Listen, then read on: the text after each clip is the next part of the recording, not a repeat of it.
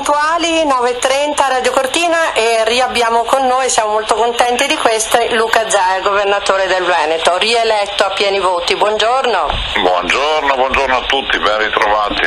Grazie. Allora, fa tanto caldo lì? Temperature un po' così? Diciamo che questo è il periodo del super caldo e dobbiamo sopportarlo, nella speranza però che poi la rottura del tempo non comporti danni da trombe d'aria piuttosto che da alluvioni, perché noi sappiamo che dopo tanto caldo arriva anche il temporale. È vero, sì, soprattutto qui da noi sulle Dolomiti, tra l'altro previsto per oggi proprio. Allora, Presidente, senta, di nuovo un altro treno bloccato, i treni, la viabilità, le strade chiuse, la 51 così a sprazzi, perché insomma ci sono lavori in corso. Come la vediamo questa viabilità del Veneto e soprattutto bellunese? Siamo impegnati su molti fronti.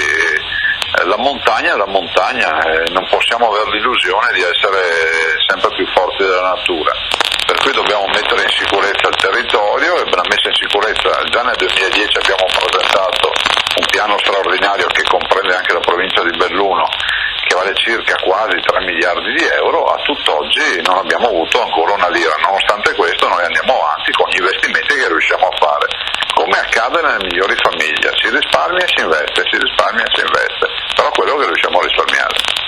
Quindi ci vuole un po' di pazienza, dice, per i tempi? Ma la pazienza è già finita, perché quando si pagano 21 miliardi di tasse e si mandano tutti gli anni a Roma, noi diciamo che vorremmo anche vedere un po' di risultati. Questi risultati al momento non ci sono, nel senso che giustamente quando un bellunese rivendica autonomia, o il resto del Veneto rivendica autonomia, lo diciamo proprio perché vogliamo vedere risolti i nostri problemi. Un altro settore un po' così da tagli è la sanità, no? Gli ospedali. I tagli li farò, ma noi siamo assolutamente sul pezzo, siamo la sanità più virtuosa d'Italia, per cui diciamo che noi oggi siamo in grado di essere la regione di riferimento a livello nazionale. Abbiamo subito un ulteriore taglio che vale circa 200 milioni di euro in Veneto e 2 miliardi e 7 a livello nazionale. Nonostante questo taglio, diciamo ai veneti che io voglio assolutamente mantenere fede agli impegni finché ce la faccio di non applicare nessuna tassa, tantomeno addizionale IRPEF. Speriamo insomma di poterli avere sempre aperti e produttivi i nostri ospedali, no? Come punti di riferimento. Gli ospedali in provincia di Belluno sono aperti. Cialtroni, quelli che sono andati a dire ai bellunesi che si chiudevano ospedali, stiamo investendo e sarò lì anche nelle prossime settimane proprio per inaugurare ancora altre strutture, per cui guardi, noi siamo assolutamente tranquilli di aver fatto il nostro dovere sul fronte della sanità bellunese. Quindi apriamo e non chiudiamo, insomma. Ma no, ma non esiste chiudere, cioè qui non è che possiamo fare il conto degli abitanti per chilometro quadrato, siamo in montagna, sono difficoltà di collegamento, c'è la neve d'inverno, il ghiaccio, le piogge, insomma, Pieve di Cadore aperto, Codivilla anche? Belluno aperto, il Codivilla, in virtù di una legge nazionale bisogna terminare la sperimentazione e fare la gara, sistemare le cose come previsto dalla legge, ma non vuol dire chiuderlo, vuol dire comunque continuare a investire. Allora, io vorrei che ricordasse Giuseppe Bortolussi, splendida persona, tra l'altro abbiamo anche conosciuto qui in radio, che se n'è andato così. Io ho avuto la fortuna di conoscerlo, peraltro quasi tutti non sanno che lui è originario dello stesso paese mio. No, non lo sapevo. Bibano di Godega, in provincia di Treviso, nel Coneglianese.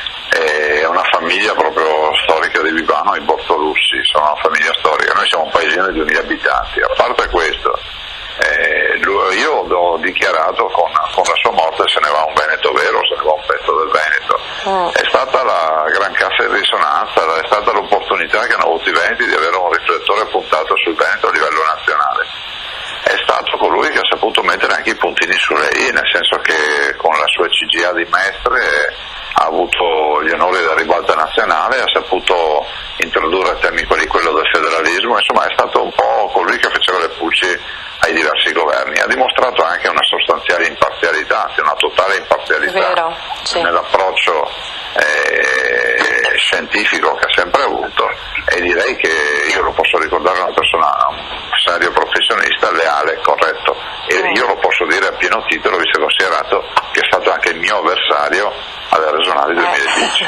Questo ce lo ricordavamo. Senta, comunque mi ricordo ancora noi telegiornali che aprivano e citavano la CGA, l'ha detto la CGA di Mestre, no? Analisi e studi assolutamente precisi e puntuali, no? Sì, una grande intuizione, una grande anche credibilità dal punto di vista scientifico. Questo penso che sia un grande merito che va riconosciuto a lui, che è riuscito a mettere in piedi questa struttura in tempi non sospetti, perché oggi è facile fare uffici studi, ma 15, 20 anni, 30 anni fa, non so quanti anni abbia questa struttura che aveva messo in piedi, che comunque risponde sostanzialmente alla sua persona, è stata una grande intuizione. Sì. Senta, allora abbiamo parlato di giunta e di consiglio, quindi della sua rielezione, però c'è stato così un attimo qualche impasse, insomma, ricorsi esposti, no? Si capiva, prima c'era qualcuno, poi c'era qualcun altro, parlo sempre naturalmente anche degli esponenti bellunesi. Proprio oggi leggevo che c'è un altro esposto, un altro ricorso in corso, mi scusi Besticcio, ma che cosa potrebbe produrre secondo lei questi ricorsi? Diciamo che c'è un diritto di tutti coloro che pensano di essere parte lesa di presentare dei ricorsi, soprattutto in materia elettorale. Staremo a vedere, nel senso che io penso che sia legittimo che chi pensa di essere parte lesa presenti i ricorsi, vedremo come sono i dati. Io vi posso annunciare che uno lo presentiamo anche noi, perché siamo convinti di aver preso più del 50% e ci hanno annullato un sacco di voti che sono validi. Va bene, allora, bene questo, i campionati mondiali di sci. Ieri ho parlato con neoassessore Giampaolo Bottaccini, il quale, da quello che ho capito, comunque mi ha rimandato altro appuntamento per parlare in modo più ampio. Sì, vi state già dando da fare. Sì, li seguo io in prima persona e i campionati ci sono, li abbiamo seguiti, li abbiamo voluti, e sul fronte investimenti ci siamo, e la squadra è compatta e facciamo già nelle prossime settimane le prime riunioni operative per mettere in piedi un bel comitato. Va bene, allora mi è arrivato un messaggino dalla Germania, perché abbiamo ascolto anche lì, dice: per cortesia chiede al governatore come deve fare un cittadino italiano residente all'estero per difendersi dalla burocrazia. Deve rivolgersi a un avvocato italiano o tedesco? Per la domanda. È dura a rispondere?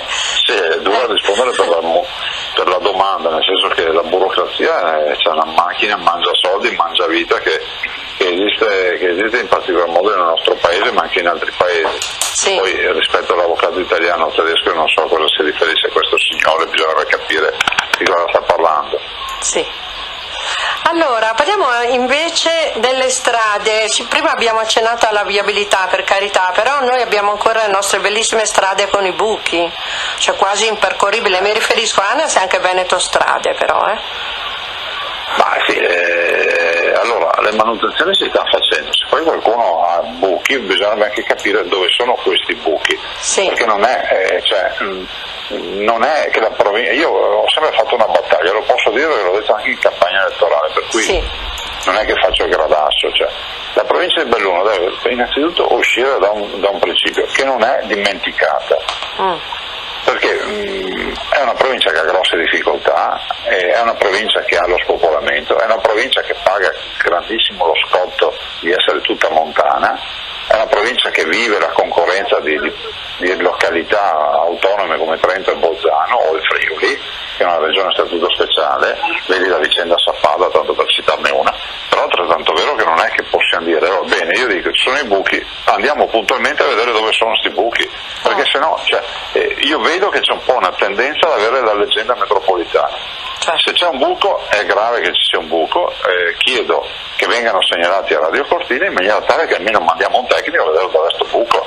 Dai, facciamo così, allora un bel elenco però, Presidente, perché siamo no, ma vediamoli, perché una buca sulla strada è una cosa pericolosissima. Vorrei capire perfettamente ha ragione, ci si fa male?